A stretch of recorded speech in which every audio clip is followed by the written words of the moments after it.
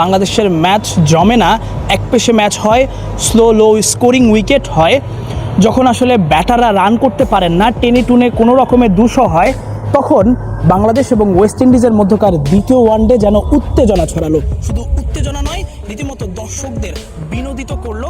Super ওভারে ম্যাচটা নিয়ে গেল। 213 রান করেছিল আগে ব্যাট করে বাংলাদেশ।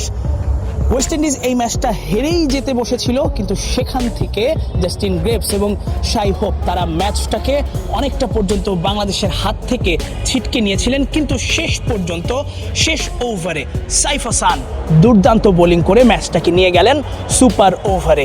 প্রায় 800রও বেশি ম্যাচ খেলে, 450 ওয়ানডে, 150 টেস্ট, প্রায় 200-র বেশি টি20 খেলে বাংলাদেশ প্রথমবারের মতো পেল সুপার ওভারের স্বাদ।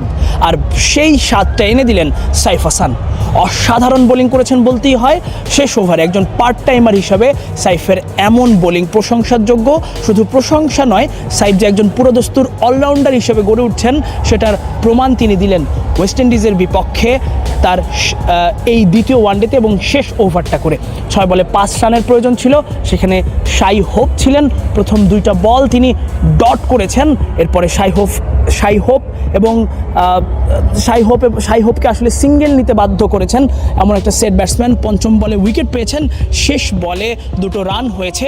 সেই 2টো রান না হলে বাংলাদেশ জিতেই যেত। এবং সাইফের সেই হৃদয় ভাঙা কান্না আপনারা দেখেছেন নিশ্চয়ই, যারা মাঠে খেলা দেখেছেন, টিভিতে দেখেছেন। তবে সাইফকে কৃতিত্ব দিতেই হয়, যে ধরনের বোলিং তিনি করেছেন। বিশেষ করে ক্যাপ্টেন মেহেদী হাসান মিরাজ যখন ক্রাইসিসে ছিলেন যে শেষ ওভারটা কাকে করাবেন, সেই জায়গাটায় যখন সাইফ এসে যে বোলিংটা করলেন, নিঃসন্দেহে দর্শকদের এমন বাংলাদেশের পারফরমেন্স যখন একেবারে তলানিতে, জিতেও যখন দর্শকরা তৃপ্ত নয়, উইকেট নিয়ে বিরক্ত, তখন এই ধরনের ম্যাচ কিন্তু এনে দিলেন সাইফ। আর এই সাইফকে বোলিং দেওয়ার পেছনে সবথেকে বড় ভূমিকা পালন করেছেন নাজমুল হোসেন শান্ত, বাংলাদেশের সাবেক ওয়ানডে অধিনায়ক, যিনি এখন অধিনায়কত্বের দায়িত্বে নেই। তবে মেহেদী হাসান মিরাজের বিভিন্ন প্রয়োজনে তিনি কিন্তু মিরাজের পাশে থাকছেন। এবং আমি স্পষ্ট করে খেয়াল করছিলাম, যখন 18 বল বাকি, প্রায় 20-এর উপরে রান প্রয়োজন ওয়েস্ট ইন্ডিজের, সেই সময়টায় মুস্তাফিজকে করানো হয়। এরপরে 49তম ওভারটা করেন মেহেদী হাসান মিরাজ। কিন্তু শেষ ওভারটা কাকে দিবেন সেটা নিয়ে কিন্তু তিনি ছিলেন দ্বিধাদ্বন্দ্বে, কারণ ততক্ষণে রিশাদ, তানভীর কিংবা আমরা যদি বলি মেহেদী হাসান মিরাজ তার নিজেরও কিন্তু 10 ওভার করে শেষ হয়ে গিয়েছে, নাসুমেরও 10 ওভার শেষ হয়ে গিয়েছে। একমাত্র বাকি ছিলেন মুস্তাফিজ, যার 2 ওভার বাকি ছিলেন। আর তার হাতে শেষ অপশন, শেষ ওভার হিসেবে ছিল সাইফ হাসান।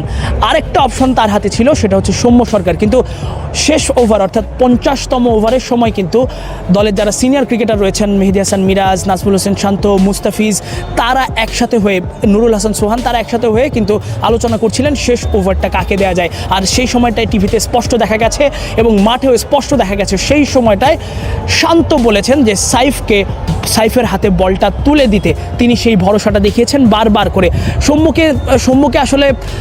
সৌম্যকে দেয়া নিয়ে একটা আলোচনা চলছিল এবং বিশেষ করে মেহেদী হাসান মিরাজ অনেক বেশি কনফিউজ ছিলেন যে তিনি সৌম্যকে দেবেন নাকি সাইফকে দেবেন। কিন্তু ওই সময় দেখা গেছে সৌম্যর বোলিং ফিঙ্গারে টেপ পেঁচানো, এবং যে কারণে হয়তো বা আমার ধারণা, আমার দেখে যেটা মনে হয়েছে, আমি নিশ্চিত নই, সৌম্য বোলিং করতে চাননি, যে কারণে শান্ত যখন বারবার করে চাচ্ছিলেন সাইফকে বোলিং দিতে, ক্যাপ্টেন মেহেদী হাসান মিরাজ তখন সাইফকে বোলিং দিয়েছেন এবং তার আস্থার প্রতিদান কিন্তু সাইফ দিয়েছেন। ম্যাচটা একেবারেই 6 বলে 5 রান ডিফেন্ড করা এতটা সহজ নয়। এই ম্যাচটা বাংলাদেশের হারারই কথা ছিল, কারণ ভাই ইন্টারন্যাশনাল ক্রিকেট এবং ওয়েস্ট ইন্ডিজ এই ধরনের ম্যাচ খেলে অভ্যস্ত। শাই হোপ ছিলেন যিনি তখনও 50+ রান করে নট আউট ছিলেন, তার জন্য এই ম্যাচ বের করা কোনো ব্যাপারই ছিল না। সেই জায়গাটায় সাইফ হাসান, একজন যিনি কিনা আসলে নিয়মিত বোলিং করেন না, যার পরিচয় একজন ব্যাটার, তিনি এসে যে ধরনের বোলিং করলেন, 5 রান ডিফেন্ড করলেন, অবশ্যই বলতেই হয় যে এই সিদ্ধান্তটা খুব ভালো ছিল এবং শান্তকে ক্রেডিট দিতে হবে। তিনি অধিনায়ক না থাকার পরেও দলেরকে যেভাবে ইনপুট দিচ্ছেন, দলের প্রয়োজনে অধিনায়ক মেহেদী হাসান মিরাজের পাশে দাঁড়াচ্ছেন, সেটা প্রশংসার যোগ্য। এবং সাইফকে তো অবশ্যই ধন্যবাদ প্রাপ্য। এবং তিনি 2 ওভারে মাত্র 9 রান দিয়ে একটা উইকেট নিয়েছেন। যে ধরনের বলগুলো করেছেন প্রত্যেকটাই লেন্থ বল, ব্যাটারদের কোনো রকমের রুম দেননি, কোনো স্বাচ্ছন্দ্যে খেলতে দেননি, যে কারণে প্রথম 2টো বল ডট হয়েছে, পরের 2টো বলে সিঙ্গেল নিতে বাধ্য হয়েছেন। আর 5 নম্বর বলে তো বোল্ডই হয়ে গেলেন। এবং যে বলটা তিনি করেছেন সেটাও একটা লেন্থ বল ছিল, বলে গতি ছিল, বল স্কিড করিয়েছেন, কোনো ধরনের বলে বাউন্স করেননি, যে কারণে কিন্তু বোল্ড হয়েছে। এবং ওই ক্যাচ মিসটা না করলে, ক্যাচ মিসের জন্য আসলে সোহানকেও খুব বেশি দায় দেওয়ার নেই, অনেকটা দূর দৌড়ে গেছেন তিনি, সেই জায়গাটায় তাকে খুব বেশি দায় দেওয়ার নেই, তবে ক্যাচ মিস না হলে বাংলাদেশ জিতে যেত। এখন সুপার ওভার হয়েছে এবং নিশ্চয়ই দর্শকরা অনেক বেশি আনন্দিত হয়েছেন এমন ম্যাচে। যারা আসলে বাংলাদেশের ক্রিকেট থেকে মুখ ফিরিয়ে নিয়েছেন তাদের জন্য কিন্তু দারুণ একটা ম্যাচ উপহার দিল বাংলাদেশ দল।